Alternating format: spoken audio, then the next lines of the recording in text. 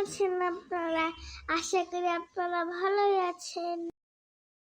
আজকে আমার মনটা খুবই খারাপ। আগে আমি ভাবতাম স্কুলে অনেক খেলাধুলা হবে, এখন দেখি আমি স্কুলে কম খেলাধুলা হয়, একটু বেশি পড়ায়।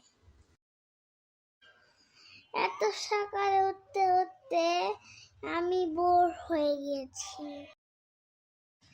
এখন আমি চিন্তা করলাম মাঠে খেলতে আসি।